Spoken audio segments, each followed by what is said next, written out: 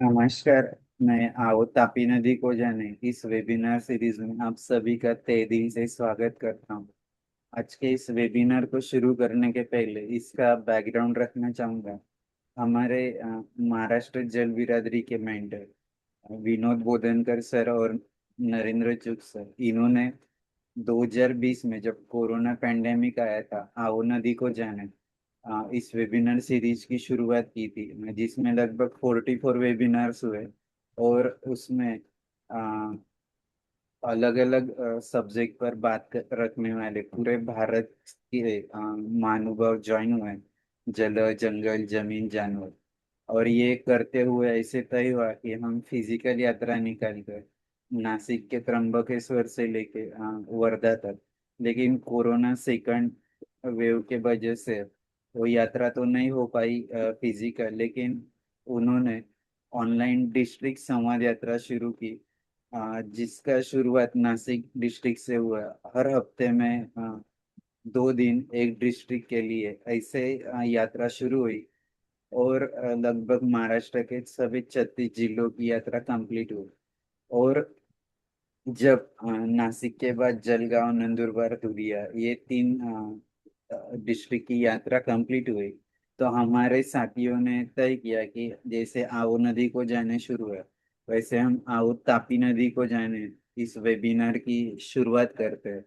और तभी हमारे साथियों ने इस ऐसे तय किया कि तापी नदी के बेसिन में जितने भी जल, जंगल, जमीन, जानवर इस क्षेत्र में कार्य करने वाले महानुभाव है, हम उनको यहाँ पर आमंत्रित करेंगे। तो मई 2021 में जलगांव का एक मॉडल विलेज है गाड़ेगांव करके, कि जो एक अच्छा मॉडल बनवाया था। सभी लोगों ने मिलाकर, विलेजर्स थे, एनजीओ थे, गवर्नमेंट, सीएसआर देने वाली कंपनी है, इन सभी ने जो मॉडल बनवाया था, इससे हमारे वेबिनार की शुरुआत हुई। और हमें बताने में खुशी होगी कि तीनों राज्यों से, महाराष्ट्र, मध्य प्रदेश, गुजरात, आज तक 150 से भी ज्यादा महानुभाव इस प्लेटफॉर्म पर आ चुके हैं। हमारा सबसे इम्पोर्टेंट मकसद है कि माँ तापी के लिए काम करने वाले जो भी महानुभाव है, जो जल, जंगल, जमीन, जानवर ऐसे क्षेत्र में कार्य कर रहे हैं, हमारे इस वेबिनार में अलग अलग इंडिविजुअल और ग्रुप्स ज्वाइन हुए हैं। जैसे कि मिशन 500 करोड़ लीटर, भूजल वारकरी, आर्ट ऑफ लिविंग, गायत्री परिवार, सूरत प्रोजेक्ट, इसके अलावा माँ तापी परिक्रमा, मुल्ताई से जो निकलती है, उनके सभी साथी, ऐसे अलग अलग क्षेत्र के अलग अलग विषयों पे काम करने वाले। कोई हनी बी पे काम कर रहा है, कोई कमल के ऊपर काम कर रहा है। ऐसे महानुभाव हमें मिले, जो एग्रीकल्चर में अच्छी बेस्ट प्रैक्टिसेस करने वाले, योगिक फार्मिंग हो, नेचुरल फार्मिंग हो, ऑर्गेनिक फार्मिंग हो, मिलेट्स फार्मिंग हो, ऐसे महानुभाव भी हमारे साथ जुड़े। कृषि विज्ञान केंद्र में काम करने वाले साइंटिस्ट हो। इसका यही मकसद है कि हमारे साथ जो भी माँ तापी के लिए काम करने वाले महानुभाव है, उनका आइडेंटिफिकेशन हो, उनका संवाद बढ़े, उनका सहअभ्यास बढ़े। इसलिए हमारे वेबिनार सीरीज की हमने शुरुआत की थी, और अभी इस मुकाम तक हम पहुंचे। हर महीने के दूसरे और चौथे रविवार को, एवरी 15 डेज, हम इस वेबिनार का आयोजन करते हैं, ताकि माँ तापी के क्षेत्र में जो भी काम करने वाले लोग हैं, उनसे हमें नई नई जानकारी मिले, और ऑनलाइन के माध्यम से वो दूसरे लोगों तक पहुंचाने की कोशिश की जा सके। मैं ज्यादा वक्त न लेते हुए आज के हमारे वक्त डॉक्टर दिलीप काले सर, इनका परिचय करने के लिए मैं doctor H M Patil sir को रिक्वेस्ट करता हूँ, और सभी महानुभावों का फिर से एक बार स्वागत करता धन्यवाद हूँ। विशाल जी। विशाल जी, मेरी आवाज आ रही है? हाँ सर, आ रही है। धन्यवाद विशाल जी। आओ तपी तापी नदी को जाने इस वेबिनार सीरीज के 117वें भाग में मैं आप सभी का तहे दिल से स्वागत करता हूं। आज के इस वेबिनार में जो महानुभाव हमारे साथ सम्मुख हुए हैं वो है डॉक्टर दिलीप हरिबाबू काले। सर ने अमरावती यूनिवर्सिटी में कई पदों पर काम किया है।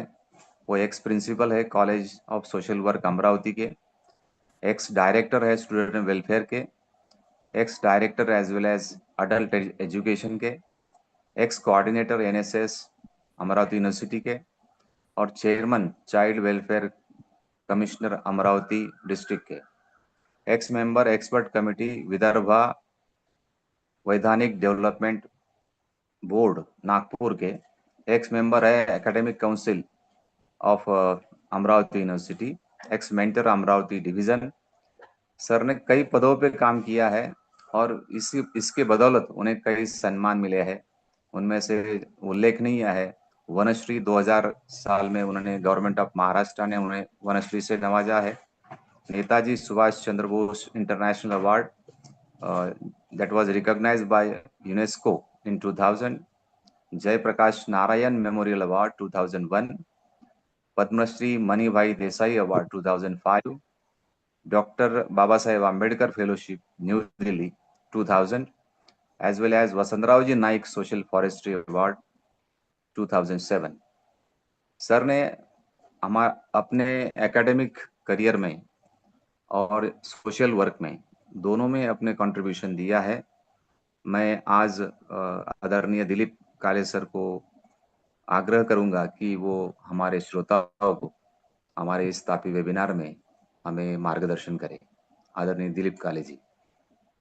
नमस्ते सर, सभी महानुभावों नमस्कार। को नमस्ते। मैं सर ने मेरा एक छोटा सा परिचय दिया, लेकिन मैं एक जमीन से जुड़ा हुआ कार्यकर्ता हूँ। जब मैं कॉलेज में था तो एक्चुअल में फेलियर था, 3 साल 12वीं में नापास हुआ और उसके बाद अच्छे शिक्षक लोगों की वजह से मेरे जीवन में एक परिवर्तन आया और बैचलर ऑफ सोशल वर्क जिसे कहते हैं उसकी degree, master of degree social work की डिग्री लेते हुए एक आनंद का क्षण भी था कि जिस कॉलेज का मैं स्टूडेंट था उसी कॉलेज का मैं बाद में प्रिंसिपल बन। ये काम करते हुए हमारे साथ जो बहुत से ऐसे मित्र थे जिनको एग्जाम या जिसे स्टडी कहते हैं उसमें इंटरेस्ट कम था, लेकिन बाकी की इसमें ज्यादा इंटरेस्ट था। ऐसे हम लोग थे या हमें कहीं पे भी एडमिशन नहीं मिलती।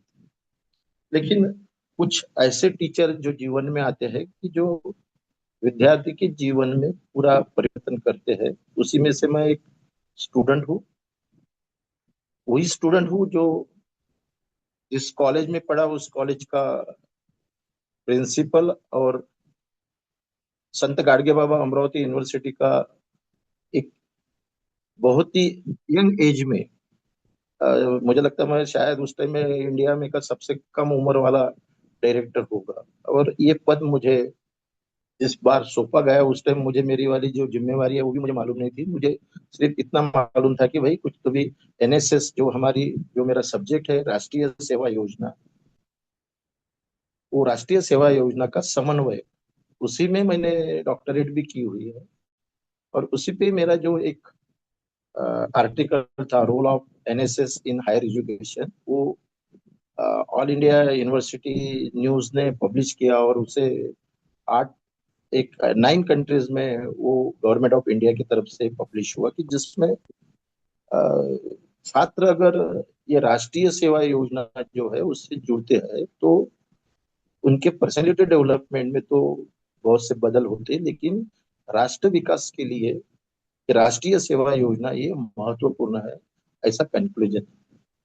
गांधी जी जिनकी ये इस प्रकार कॉलेज में विद्यार्थियों को कॉलेज के बाहर निकल के अनुभव जो है देहात में, वो देहात में अनुभव मिले, इसलिए उन्होंने एक राष्ट्रीय सेवा योजना की स्कीम की उन्होंने एक नींव रखी थी, लेकिन एक्चुअल वो नींव 24 सितंबर 1968 में हमारे यूजीसी ग्रैंड कमीशन ने ली, और सभी विश्वविद्यालयों में ये नेशनल सर्विस स्कीम के माध्यम से खाली पीरियड जो रहता है, जो लेजर पीरियड रहता है, उस टाइम में दो उसमें के पार्ट है। एक है जिसे रेगुलर एक्टिविटीज कहते हैं, नियमित कार्यक्रम, और जिसे दूसरा है जो जिसे कैंप कहते हैं।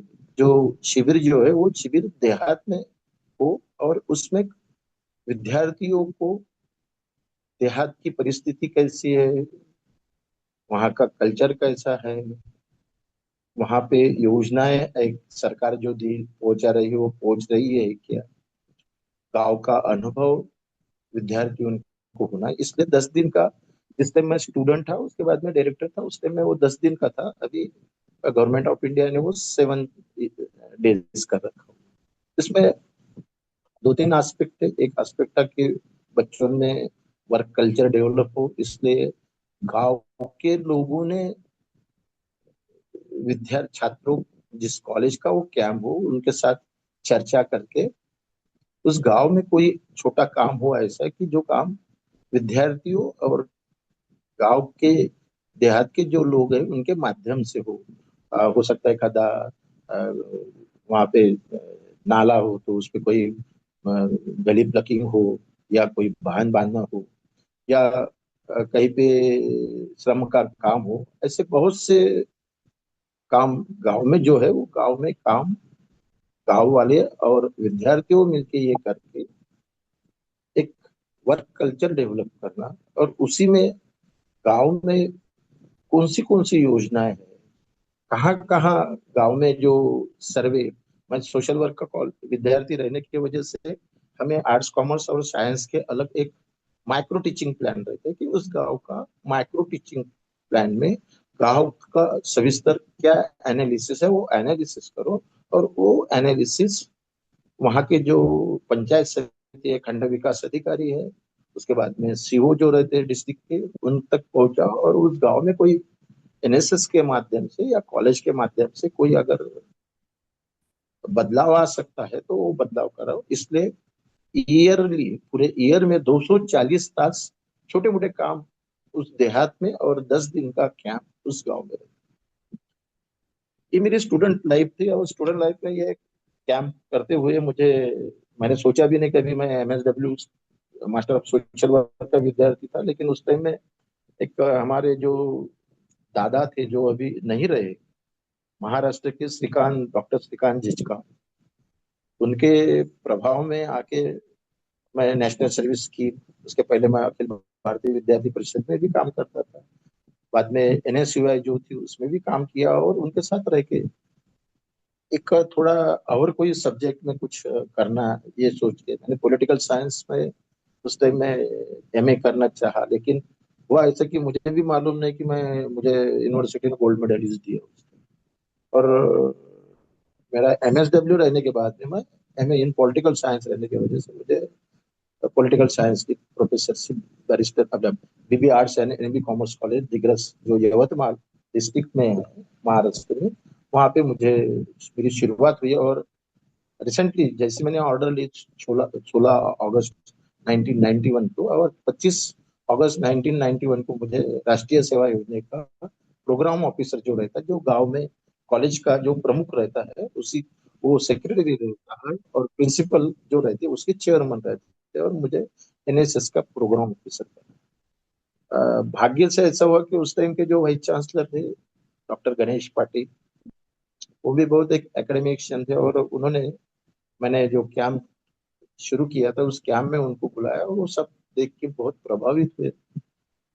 एक्चुअली में मैं राष्ट्रीय सेवा योजना से पहले बहुत सी अ, युवक कांग्रेस के, एनएसयूआई के, अखिल भारतीय विद्यार्थी परिषद के, लॉयंस क्लब के, रोटरी क्लब के, और भी कोई उस टाइम में एनजीओ जो रहते थे उस अ, उनके जो कैंप रहते थे उसमें मैं ज्वाइंट होता था। इसलिए मुझे थोड़ा एक विजन था कि कैंप कैसा लेना चाहिए, क्या करना चाहिए, देहातियों के लिए क्या करना चाहिए, गवर्नमेंट की जो स्कीम है वो गवर्नमेंट लोगों तक कैसा पहुंचना चाहिए। बाद में उस टाइम में हमारी जो सेंट्रल गवर्नमेंट जो माहिती वो नभवानी मंत्रालय था, वो प्राइम मिनिस्टर के भाषण या कोई अगर कोई योजना रहती थी तो वो योजना ग्राउंड रूट तक भेजती थी। अभी नहीं, वो बंद हो पाया।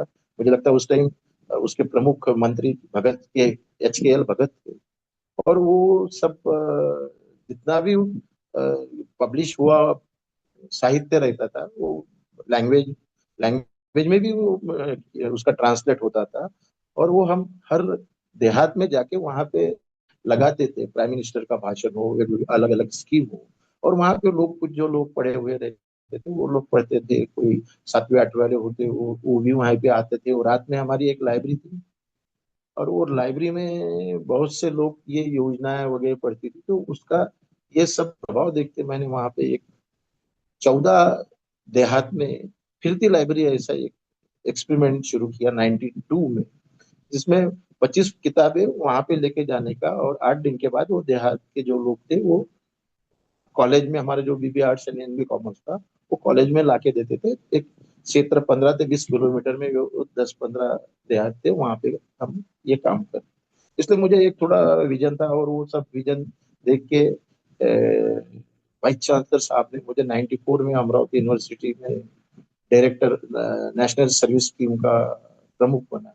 उस टाइम में मुझे नहीं था कि मुझे DSW करके बुलाया। वो सब अधिकारी, मैं ज्वाइन हुआ जब, तो सब अधिकारी आ रहे, बोले सर आप बोले नए यूनिवर्सिटी के नए डायरेक्टर हो और यंगेस्ट, क्योंकि उसके लिए जो अ, अर्हता थी वो मुझे लगता है 15 साल सीनियर प्रोफेसर लगते थे, लेकिन मुझे 2 साल ही हुए थे। दूसरा कुछ लोग भी दूसरा को भी साल हुआ था मुझे, और मुझे उन्होंने डायरेक्टर बना तरफ, डायरेक्टर ऑफ स्टूडेंट वेलफेयर पूरे विश्वविद्यालय में। उस टाइम मुझे लगता है करीबन एक 250-300 कॉलेज थे, और हमारे 116 कॉलेज में नेशनल सर्विस स्कीम चलती थी। उसका नेशनल उसका कोऑर्डिनेटर, और एडल्ट एंड कंटिन्यूइंग एजुकेशन जो अभी उसको लाइफ लॉन्ग लर्निंग इस नाम से अलग उसका डायरेक्टर बना। ये तीनों भी स्कीम जो थी उसके अलग अलग अभी यूनिवर्सिटी लॉ में, एक्ट में अलग अलग 3 डायरेक्टर थे, और 3 डायरेक्टर का काम मैं एक अकेला देखता। लेकिन उस टाइम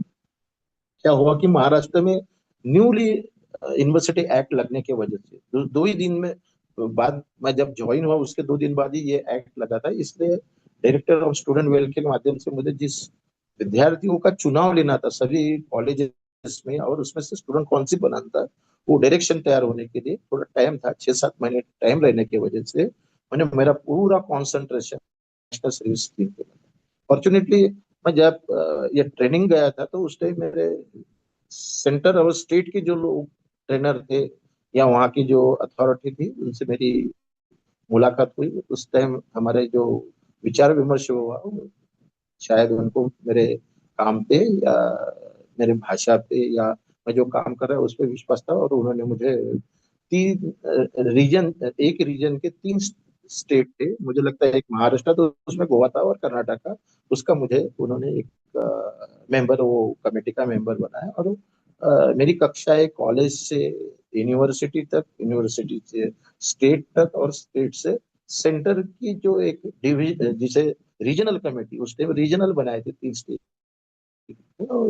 और उन लोगों के विचार से, उन लोगों की चर्चा से मैंने पहला ऑब्जेक्ट जो रखा था कि महाराष्ट्र में 94-95 में जब मैं ज्वाइन हुआ उस टाइम पानी की बहुत बड़ी समस्या थी। और हमारे उस टाइम के मुख्यमंत्री सुधाकर राव नाईक जी, और उन्होंने कहा था कि पानी अडवा पानी जिरवा, माती अडवा माणसं घडवा, जल है तो पल है, ऐसी 2-3 स्लोगन पे मुख्यमंत्री महोदय ने कुछ शिक्षण मंत्री, जल संधारण मंत्री, 2-3 मंत्रियों की, कैबिनेट मंत्रियों की मीटिंग ली, और उसमें कहा कि अ, ये काम वो हमारे ही दिग्गज से 25 किलोमीटर उसद जो है, वो उसद के पहले मुख्यमंत्री जो वसंत राव जी नाईक थे उनके वो भतीजे थे। और उन्होंने भी उस टाइम थोड़ा एक एक एक मुझे लगता है एक कुछ तो भी कारण हमारा NSS का कार्यक्रम देखा था, और उन्होंने कहा कि मुझे विश्वास है कि धुपकाले में ये काम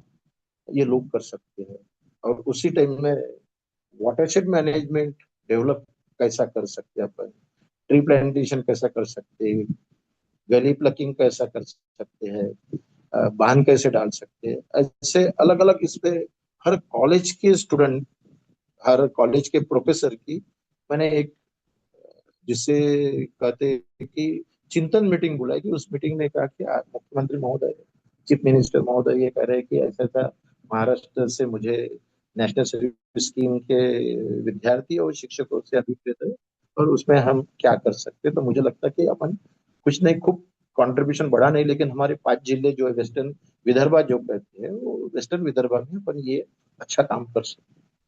और उसी के साथ में उस टाइम मुझे लगता है हमारे महाराष्ट्र के गवर्नर पीसी अलेक्जेंडर, उनके जो सेक्रेटरी थे त्रिपाठी साहब, उनसे भी मैं मेरी अच्छी अ, जमती थी। और राजभवन पे हमारे मीटिंग होती थी कुछ बहुत सी, और वहां भी प्लैगिंग चलती थी कि क्या अभी करना है, इसमें से क्या क्या नहीं करना। मुझे लगता इसमें से हमने एक पहला एक्सपेरिमेंट लिया कि हर गांव जो हमारा देहात है, वो देहात में कडुलिम जो है वो कडुलिम झाड़ लगाया गया था विद्यार्थियों के माध्यम से। और उसी के साथ वहां पे उस गांव में एक तो भी गली लक्की नाला बंडिंग कुछ तो भी होना चाहिए, ये सोच के हमने ये एक आराखड़ा बना, और उसमें पहले में 94 95 में 49 बंधारे हो गए, 95 96 में 53, 96 97 में 87, 97 98 में 71, और 98 99 में 54। और मुझे लगता है शायद पहले साल हमने एक 15,000 के करीबन और सर्वाइविंग रेट उसका 90 के ऊपर था। और ये सब देख के महाराष्ट्र गवर्नमेंट ने पहले साल ये प्लानिंग पे महाराष्ट्र का जो राष्ट्रीय सेवा योजना का अवार्ड है, वो अवार्ड अमरावती यूनिवर्सिटी को दिया। उस टाइम संत गाडगे बाबा अमरावती यूनिवर्सिटी ये नाम नहीं था। तो इस के लिए मुझे उन्होंने चयन किया यूनिवर्सिटी का, और वाइस चांसलर और हम मंत्रालय में माननीय मुख्यमंत्री महोदय की उपस्थिति में और माननीय महोदय ही वो देते थे। इसलिए पहला मेरा चंदा एक कॉलेज का देहात में, कॉलेज में रहने वाला प्राध्यापक और सीएम साहब के माध्यम से वहाँ पे सभी सेक्रेटरी लोग बैठे थे, सब डिग्नेटरीज थे, मिनिस्ट्री के बहुत से लोग थे, एमएलए थे। और मुझे उन्होंने कहा कि आप 3 या 5 मिनट में आपको क्या क्या लगता, क्या क्या अनुभव बताओ करके। मैंने उसमें मुझे जो भी कुछ लगता था वो मैंने उसमें से बोला, और कहा कि हमारी एक अपेक्षा है कि गवर्नमेंट हमें एक कोई तो भी अनुदान जो है, वो अनुदान बहुत कम मिलता है, तो कम करीबन एक एनजीओ करके कुछ तो भी फंडिंग मिलना चाहिए। सुधाकर नायक के बाद में और मिनिस्टर आए, ये हमारा ऐसा पड़ाव चलते गया 5 साल। और 5 साल में मुझे लगता है कि 3 बार संत गाडगे बाबा अमरावती विद्यापीठ जो है उसे बेस्ट यूनिवर्सिटी करके अवार्ड मनोनीत किया गया। मुझे भी बेस्ट कोऑर्डिनेटर करके 3 बार, दो दो 3 बार मनोनीत किया गया।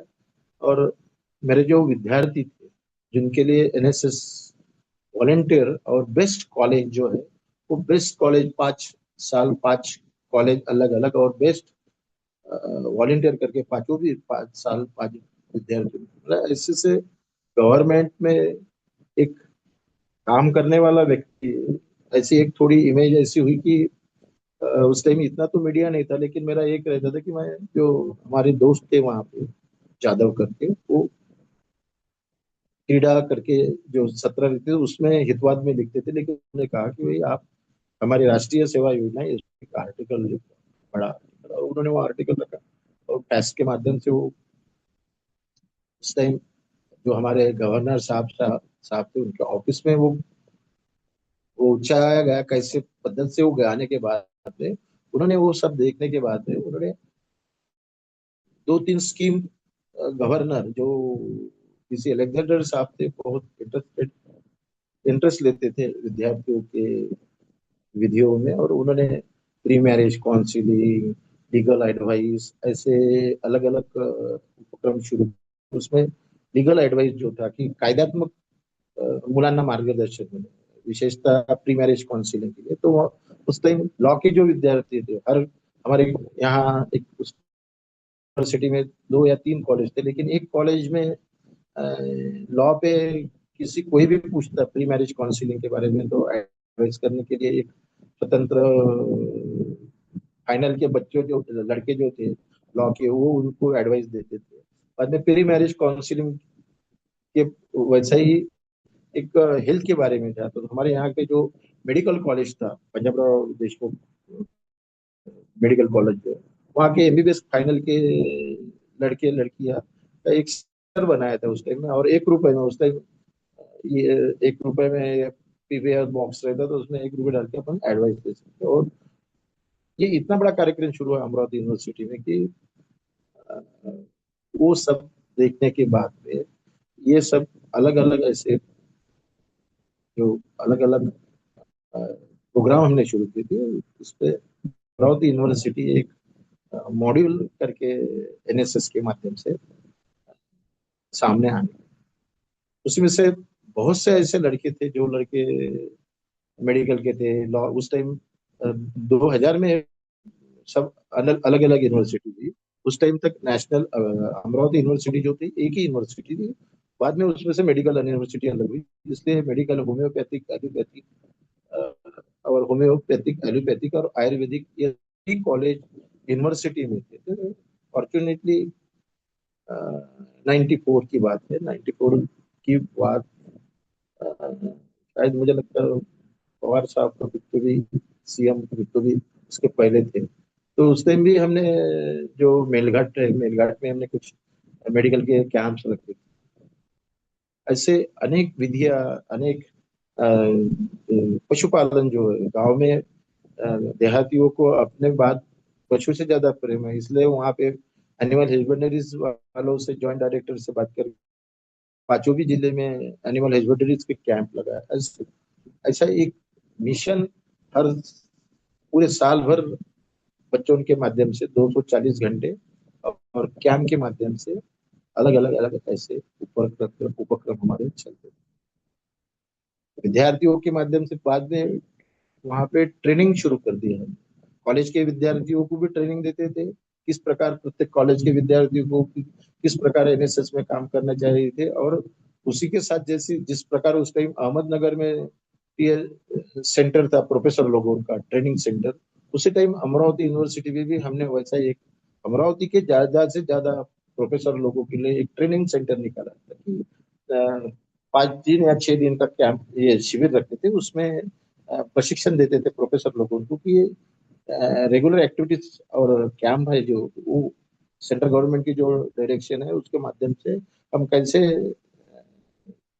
देहात में ले सके और पीपल पार्टिसिपेशन कैसा।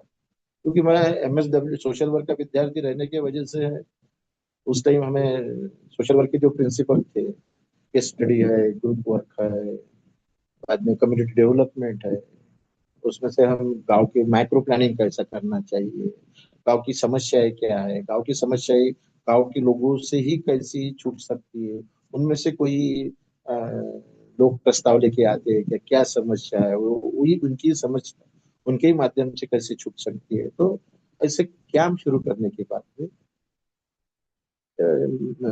लार्ज स्केल पे लोगों में अवेयरनेस है। बाद में हमें पल्स पोलियो का उस टाइम एड्स अवेयरनेस का कार्यक्रम चलता था। हर हॉस्पिटल में एक रैली निकाल के लोगों को एड्स अवेयरनेस का, विशेषता उस टाइम में अमरावती में था, अमरावती शहर जो था उसमें एड्स अवेयरनेस का कार्यक्रम, हर गांव में एड्स अवेयरनेस। उस टाइम 94 के 99 ये एड्स से ज्यादा फोकस सेंट्रल गवर्नमेंट ने रखा था, स्टेट गवर्नमेंट। उसके साथ पल्स पोलियो का था, तो पल्स पोलियो का हर गांव में हर जगहों पे जो पल्स पोलियो का डे है, उस डे को हर बालक को पल्स का डोज मिलना चाहिए। इसलिए हर यूनिट में, हर कॉलेज, हर डिस्ट्रिक्ट में प्लानिंग करके टारगेट था। वो तो टारगेट तो होता था कंप्लीट, लेकिन जो जिसे हम ट्रेन पे आते थे, कभी कोई लोग, कोई बस में आते थे लोग, कोई स्लम हो वहां पे आते थे, तो वो भी लोग हमने टारगेट में लिया और एक अच्छी शुरुआत और अच्छा सा भी एक माहौल तैयार होने के बाद में गवर्नमेंट के भी ऑफिसर्स, गवर्नमेंट के सेक्रेटरी, सेंट्रल गवर्नमेंट के सेक्रेटरी 2-3 बार आए। उस टाइम हमारे जो नागपुर के मुकुल जी वासनिक थे, उस टाइम वही गवर्नमेंट ऑफ इंडिया के ह्यूमन रिसोर्स के मुझे लगता है स्टेट मिनिस्टर थे, और एनएसएस डिपार्टमेंट उनके तरफ था। उसके पहले माधवराव जी उसके सीनियर जो थे वो भी सिंधे जी, उनको यवतमाल के एक कार्यक्रम में बुलाया। उस टाइम एनएसएस के जो स्टूडेंट थे वहां पे, एक 700-800 लड़के थे, उनके सामने क्या क्या काम किया, क्या नहीं करते, क्या नहीं, ये भी सेंटर के मिनिस्टर जो थे उनको दिखाया कि एनएसएस कैसा काम कर रही है। भाषण में भी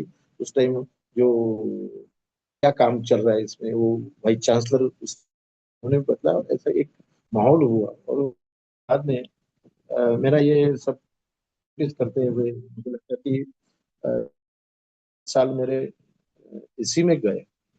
तो मैंने सोचा कि अभी ये काम करते करते उसके बाद में मैंने परिचय में दिया कि बाल कल्याण समिति जो है, बाल कल्याण समिति का भी मैं चेयरमैन था। अभी मैं संत गाडगे बाबा अमरावती यूनिवर्सिटी में संत गाडगे बाबा अध्यासन जो है उसका काम कर रहा हूँ। इस माध्यम से संत गाडगे बाबा हमारे महाराष्ट्र बड़े सोशल फॉर्मर, उनकी जो टेन कमांड है वो बच्चों तक, देहात तक और गांव तक कैसा पहुंचा सकते हैं उसका काम कर रहा हूँ। अभी 2 महीने पहले ही मुझे छत्तीसगढ़ के मुख्यमंत्री महोदय ने बुलाया था। वहाँ पे भी एक परिट समाज जो है, ये बड़ा बहुत बड़े पैमाने पे वहाँ पे परिट समाज है। गाडगे बाबा की 150वीं जयंती के उपलक्ष्य में वहाँ पे एक बड़ा कार्यक्रम लिया था उन्होंने। उसमें गाडगे बाबा के 10 कमांड क्या है, वो यहाँ पे अलग अलग कार्यक्रम उस पे देते हैं। ये विद्यार्थी कल्याण ये जो चाइल्ड वेलफेयर कमेटी था उसमें भी मैंने काम किया। तो ये मुझे जो एनएसएस का अनुभव था, नेशनल सर्विस स्कीम का, कॉलेज में विद्यार्थी रहते वक्त, कॉलेज में, यूनिवर्सिटी में, ये मुझे बहुत उपयुक्त हुआ। और ये वैधानिक विकास मंडल में भी मैं महाराष्ट्र में, महाराष्ट्र की जो वैधानिक विकास मंडल था नागपुर का, उसमें भी मैंने काम किया। तो ये सब मेरे पर्सनैलिटी डेवलपमेंट, मेरी पर्सनैलिटी डेवलपमेंट अगर होती हो तो मैंने उसमें से मेरा पीएचडी का जो सब्जेक्ट है वो भी चुना कि विद्यार्थ्यां राष्ट्रीय सेवा योजनेच्या माध्यमातून विद्यार्थ्यांचा व्यक्तिमत्वाचा विकास। और उसमें से उस पे ही मैंने 2 पब्लिश पेपर भी किए उस टाइम, जो आपको पहले ही मैंने जिक्र किया कि पर जो था वो एआई ने पब्लिश किया, और तो 8-9 कंट्री में गया। और उसके माध्यम से कॉलेज में इस प्रकार का काम हो सकता है, उसको ज्यादा से ज्यादा फोकस कैसे दे सकते हैं, इसलिए पीएचडी का विषय भी मैंने वो लिया था। उसके साथ जो मेरे बहुत से विद्यार्थी है, बहुत से विद्यार्थी जो है, हमारा एक विद्यार्थी जो मेडिकल में थे, एनएसएस में थे, लेकिन वो एमबीबीएस कर रहे थे, उसी टाइम उनको मिलिट्री की, मेडिकल मिलिट्री में एक अपॉर्चुनिटी मिली। और उसी टाइम जो वार हुआ वो वार में भी थे वो, उनको उस टाइम महावीर चक्र मिला। ऐसे हमारे कैप्टन राजेश अडाऊ, जो पर्सनैलिटी डेवलपमेंट आप कहते हो, पर्सनैलिटी डेवलपमेंट ऐसे कुछ मेरे विद्यार्थी है, जो 4-5 विद्यार्थियों का मैं जिक्र करूंगा। एक हमारे अमर दिनकर है, जिन्होंने यवतमाल में अपनी एनजीओ खड़ी की वाटरशेड मैनेजमेंट में। उनको महाराष्ट्र इंडिया का सबसे अच्छा एनजीओ करके भारत सरकार ने मनोनीत किया। और भी बहुत से ऐसे विद्यार्थी हैं जो भारत में अलग अलग जगहों पे, महाराष्ट्र में अलग जगहों पे, और अमरावती यूनिवर्सिटी के परिक्षेत्र में अलग अलग जगहों पे अपना राष्ट्रीय सेवा योजना के माध्यम से काम। जब मैंने वो फाइंडिंग किया उसमें, तो जो मेरे कंक्लूजन पीएचडी थी कि 99% का विद्यार्थियों का कहना है कि राष्ट्रीय सेवा योजना यांच्यामुळे आमच्या व्यक्तिमत्वाचा विकास झाला। आणि त्याचबरोबर ये जो पूरी एक्टिविटीज जो आपको अलग अलग एक्टिविटीज बताई है वो राष्ट्र को मजबूत करने में, राष्ट्र का कॉमन आदमी जो है उसके जीवन में कैसा बदलाव हम ला सकते हैं, उसके लिए महत्वपूर्ण है। इसलिए राष्ट्रीय सेवा योजना के माध्यम से विद्यार्थियों में पर्सनैलिटी डेवलपमेंट तो होती है, लेकिन राष्ट्र मजबूती में भी बहुत बड़ा योगदान राष्ट्रीय सेवा योजना का है, ऐसा मैं मानता हूँ। मुझे लगता है एक मुझे 45 मिनट का टाइम दिया था, अभी एक 5-6-7 मिनट मेरे पास है। अगर मैं इसमें आप कुछ शेयर कर सकते हो मेरे साथ, मेरे भी ज्ञान में, और मुझे भी आपके सुझाव से कुछ और काम करने की प्रेरणा मिलेगी। अभी भी मैं गाडगे बाबा अध्यासन के माध्यम से काम कर रहा हूँ, और करीबन एक 200 करीबन 200 एनजीओ के साथ, अलग अलग एनजीओ के साथ काम कर रहा हूँ। आनंद आता है। रिटायरमेंट के बाद में भी बहुत स्पीड से काम चल रहा है। आप जैसे सभी महानुभाव जुड़ते हैं। आपका इसका ये निकल जलनायक भी हूँ मैं, अमरावती डिवीजन। हमारा राजेंद्र सिंह जी से हम जुड़े हैं। मैंने उनको अमरावती में 2-3 बार बुलाया। उनके साथ भी मैं दिल्ली से सेवाग्राम वगैरह में हम बराबर ही रहते हैं, अलग अलग जगहों पे रहते। पानी पानी का भी, वाटर मैनेजमेंट भी फोकस किया मैंने, उनके साथ भी हूँ मैं।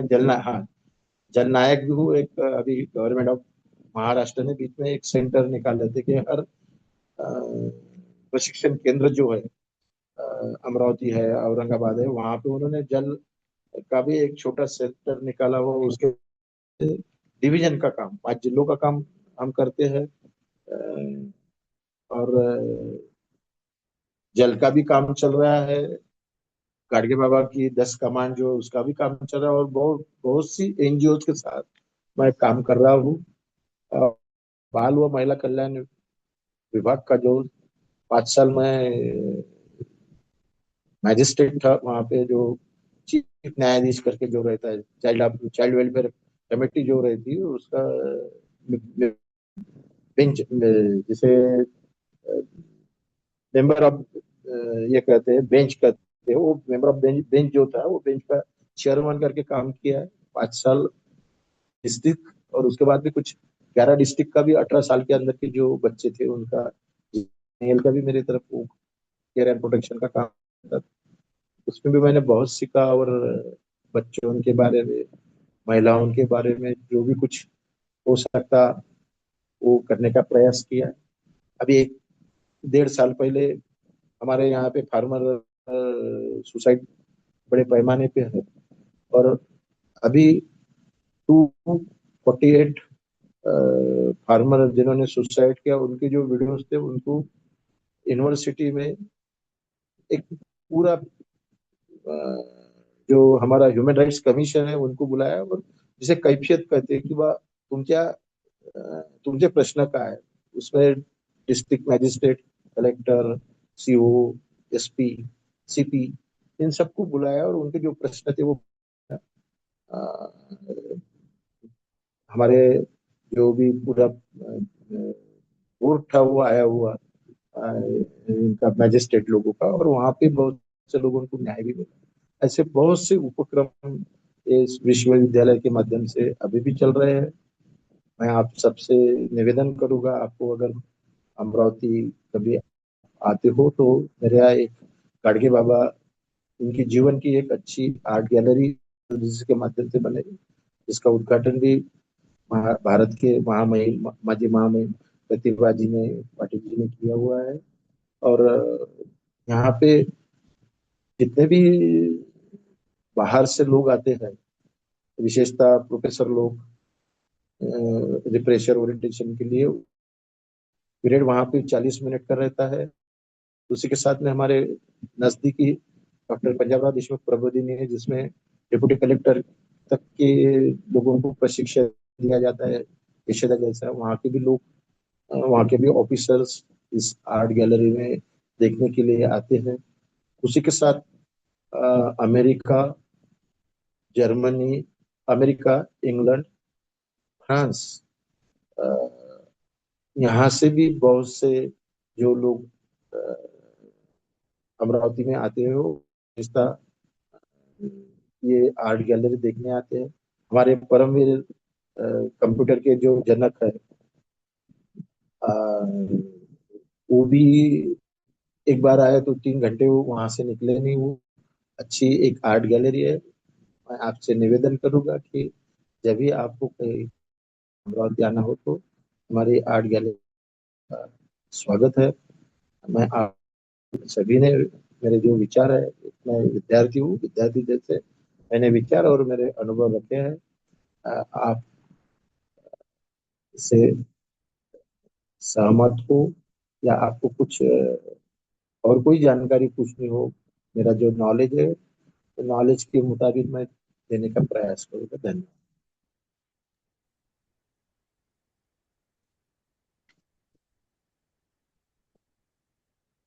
धन्यवाद काड़े सर।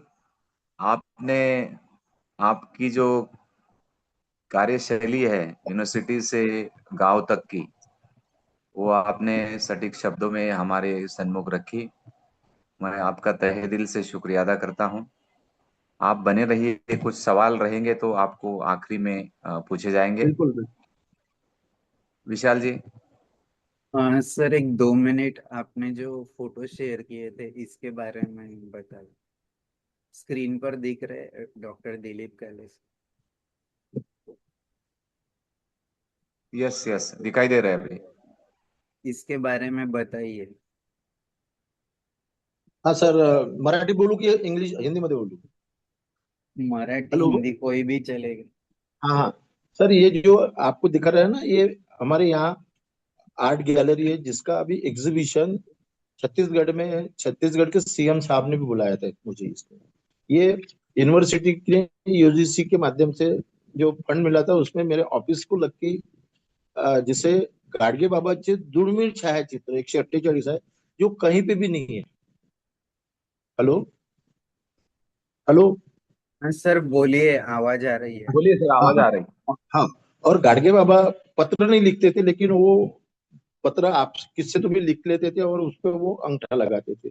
उनके 200 लेटर 5 लोगों ने वहां पे रिसर्च भी किया है। तो ये आर्ट गैलरी अपनी, मैं आर्ट गैलरी का एक मेरा वीडियो था 1 डेढ़ मिनट का, वो अभी मुझे दिखने रहा है। मैं वो अ, भेजू अपने विशाल जी के पास भेज दूंगा। वो आप आर्ट गैलरी देख सकती हो। वो ये आर्ट गैलरी यूनिवर्सिटी की,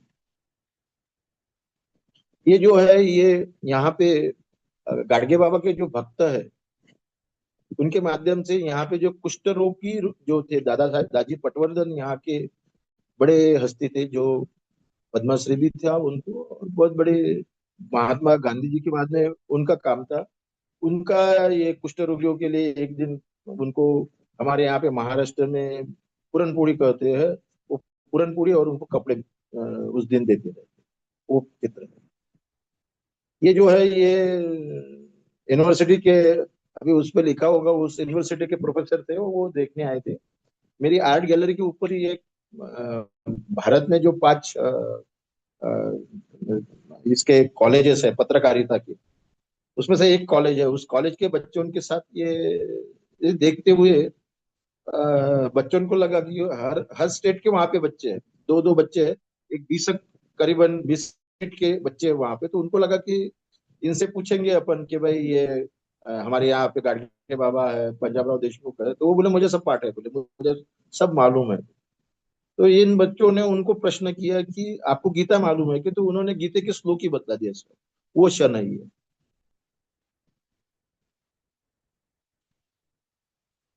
नीचे का जो क्षण है वो है यहाँ पे नजदीक।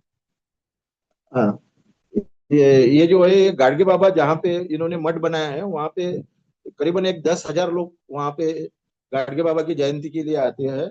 उनको अन्न और क्लॉथ जो है, कपड़े जो है, वो उसका क्षण है।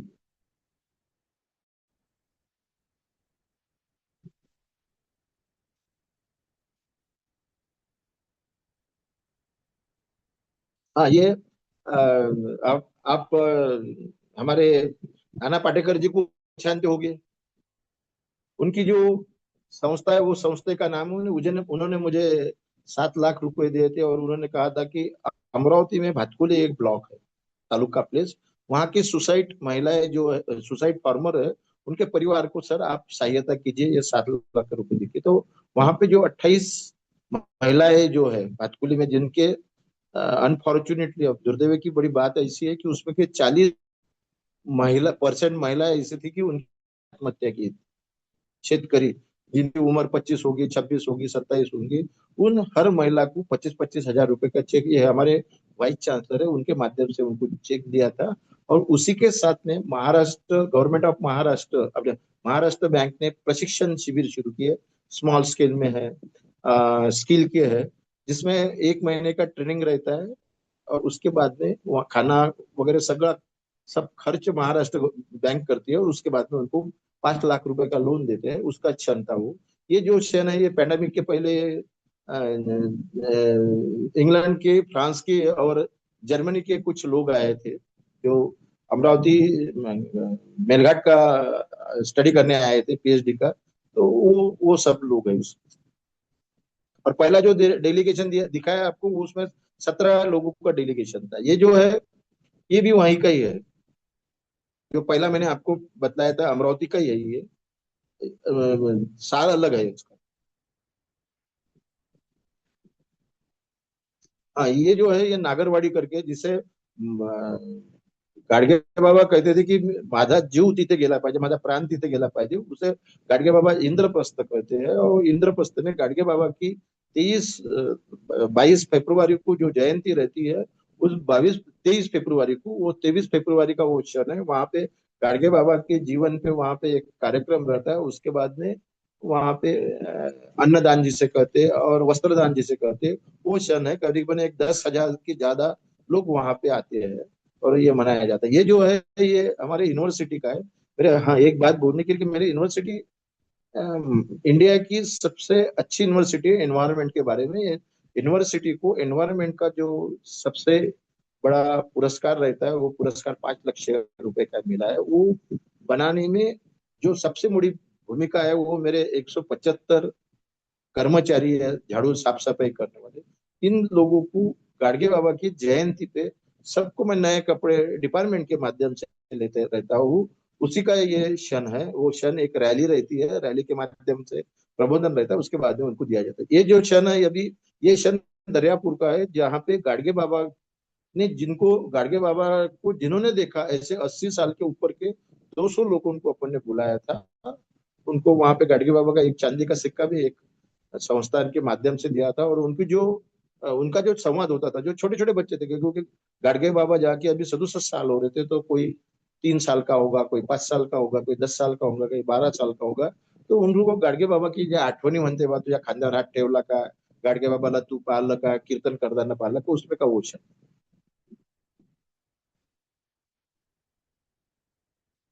ये भी नागरवाड़ी का है, साल अलग है, 19 का है।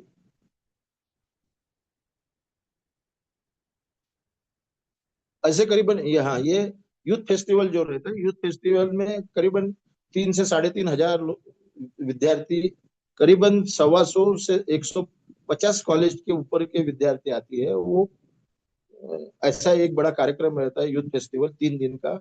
उसमें ये गाडगे बाबा की प्रदर्शनी, एक प्रदर्शनी ऐसी है जो आप मेरे ऑफिस में जो प्रदर्शनी है उसमें, और एक मेरे पास मूवेबल है, जो मैं कॉलेज में, स्कूल में, यात्रा में, बड़े कोई भी बड़ा फंक्शन हो तो वो ये लेके जाते रहता हूँ।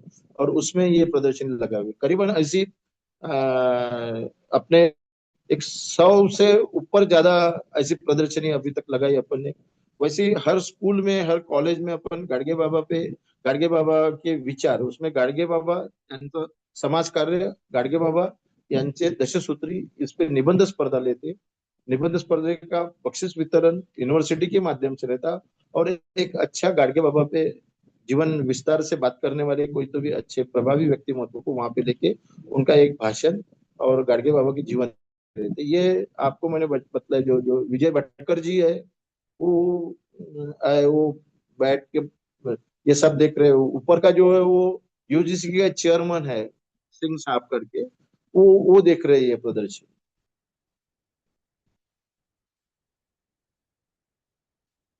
एक एक 8-10 ही महीने ये भेजी, करीबन एक 200 के ऊपर कार्यक्रम हो चुके हैं अभी तक। अभी सीएम साहब के साथ जो कार्यक्रम थे और भी बहुत से डिग्नेटरीज के साथ में थे, वो कुछ मैंने उसमें एक ही नहीं, एक 10 भेजे हुए हैं। धन्यवाद डॉक्टर दिलीप काले सर, आप बने रहिए। हमारे हाँ दूसरे भाई। वक्ता है सुरेश पाटिल जी। मैं doctor H M Patil sir से रिक्वेस्ट कर कि उनका परिचय कर। तुझा आवाज खूप कमी येतोय.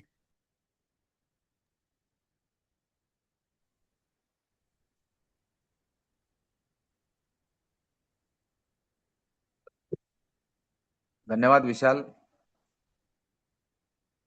सुरेश पाटिल जी है क्या ज्वाइन? हाँ, अभी वो ज्वाइन हुआ, मोटोरोला हाँ। नाम से। हमारे दूसरे वक्ता डॉक्टर सुरेश पाटिल जी है, जो होल गांव है नंदुरबार डिस्ट्रिक्ट में, वहां के रहने वाले हैं। आम खेती करने वाले इंसान थे सुरेश जी। उन्होंने यह तापी के दक्षिण दिशा की ओर जो भी क्षेत्र है यहाँ पे, वहां पे पानी की बहुत किल्लत रहती है। बैरेज वगैरह बनाए हैं, लेकिन पानी ले जाने के लिफ्ट इरिगेशन के बहुत सारे वहाँ प्रॉब्लम्स थे। सुरेश जी ने ये प्रॉब्लम्स पे ओवरकम करने के लिए शेत तड़े का गवर्नमेंट की जो योजना है उसका सहारा लिया और उसको एग्जीक्यूट कर खाया, और बारमाही खेती का एक नमूना पेश किया। उन जहाँ लोग दोबारा पिक नहीं लेते थे, वहाँ आज ऐसी स्थिति है। आज 70 के ऊपर लोगों ने वहाँ पॉन्ड से पानी लेने की जो जहमत उठाई है, और वो लोग वहाँ फायदा ले रहे हैं। इसीलिए सुरेश जी को कई पुरस्कार मिले। इंडिया टुडे ग्रुप ने भी उनको नवाजा है आदर्श फार्मर करके। तो सुरेश जी हमारे साथ है, वो अपनी स्टोरी हमें बताए। आपने कैसे शुरू किया और आपने आज कौन सा मकाम हासिल किया, आदरणीय सुरेश जी। नमस्कार सर। हेलो। नमस्कार। अ, मैं एक किसान आदमी हूँ, मेरी हिंदी जरा कमजोर है तो आप लोग संभाल लेना। सर मैं नंदुरबार। मराठीत बोलले तरी चालेल सुरेश। हा, सर. धन्यवाद सर. सर्वप्रथम तर मी माझा परिचय करून देतो की मी सुरेश आनंदा पाटील. मी नंदुरबार जिल्ह्यातील एका पूर्व पट्ट्यात असलेला छोटस गाव आमचं होड, त्या गावातला मी शेतकरी आहे. मी मागच्या 20 वर्षापासून शेती क्षेत्रामध्ये काम करतोय आणि मी जेव्हा शेती क्षेत्रामध्ये कामाला सुरुवात केली, तेव्हा मी कृषी विज्ञान केंद्र नंदुरबार यांच्याशी जोडलो गेलो आणि त्यांच्या मार्गदर्शनाखाली मी माझ्या शेतीमध्ये वेगवेगळे प्रयोग करत आलो आजपर्यंत. मागील 20 वर्षामध्ये आमच्या पूर्व पट्ट्यात, म्हणजे आमचं पूर्व नंदुरबार पासून जो पूर्व पट्टा आहे तो अवर्षण प्रवण म्हणून येतो. अगदी कमीत कमी पावसाळा आमच्या पट्ट्यामध्ये असतो आणि या कमी पावसाळ्यामध्ये जे विहिरी होत्या, त्या विहिरींवर आमच्या सगळी बागायत चालली आणि म्हणून बऱ्याच वेळेला पाणीमुळे सुद्धा आमचं हाती आलेलं पीक आमच्या हातातून गेलेलं मी आतापर्यंत पाहिलेलं होतं. आणि म्हणून याच्या उपाय शोधला पाहिजे, कारण शेतकरी म्हटलं म्हणजे त्याच्या समोर अनंत अडचणींमधून रस्ता काढायचा आणि त्याच्यावर कुठंतरी सोल्युशन काढायचं, उत्तर शोधायचे, हे काम शेतकऱ्याचं असतं. म्हणून मी पण अनेकदा प्रयत्न करून पाहिले की याला काय करता येईल. कारण बरेच आमचे जे जुने जाणकार शेतकरी होते, तेवढं जेव्हा आम्ही बसायचो तेव्हा त्यांचं असं म्हणणं होतं की बऱ्याच वेळेस पोळ्यानंतर, म्हणजे भाद्रपद नंतर जी अमावस्या येते, पोळा पोळा म्हणतो, की त्या पोळ्यानंतर आपल्याकडे पाऊसच येत नाही आणि तिथपर्यंत जो साल आहे तो आपल्याला वर्षभर टिकवायचा असतो. कधी कधी तर उन्हाळ्यात प्यायला पण पाणी मिळत नाही अशी परिस्थिती असते. आणि या सगळ्यांमध्ये जेव्हा आम्ही विचार केला की अगदी दिवाळीपर्यंत जेमतेम हातात आलेलं पीक आमचं निघून जायचं. आणि तेव्हा पिकं पण तशीच होती की आम्ही कापूस घ्यायचो. तर कापूस सुद्धा कधी कधी दिवाळीपर्यंत हातात आला तर आला, नाही तर जर दिवाळीपर्यंत पाऊस लवकर संपला तर ते कापसाचं पीक जे हमीचं पीक होतं ते पण चाललं जायचं. म्हणून अशा परिस्थितीत माझ्या गावाहून साधारण एक 7-8 किलोमीटरवर तापी नदी आहे. त्या नदीवर बॅरेज पण बांधले सरकारने.